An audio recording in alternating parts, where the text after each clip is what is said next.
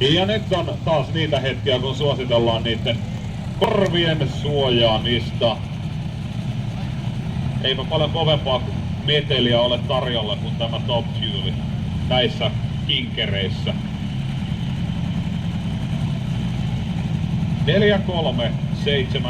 4.3.79 edellisessä testissä ja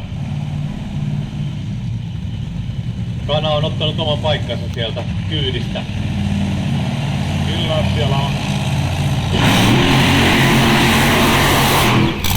Ja hyvä tarvi turnes vaikuttaa.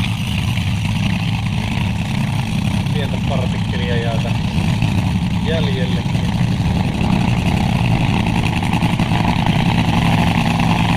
Jotain pikku rämmälöstä tuolla lähtöalueella on.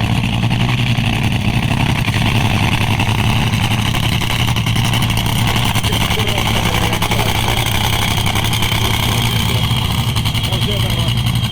Ei tuo rannassa varsinkin, kun tuolla päästään lämmittämään.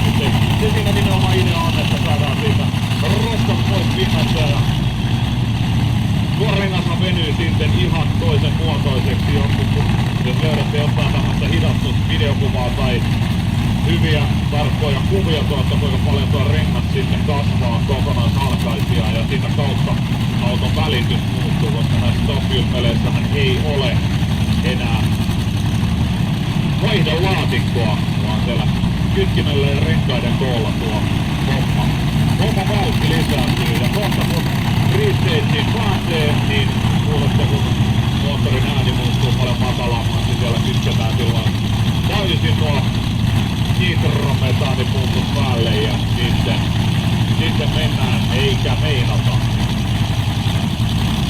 Ja tämä on se äänenmuutos ja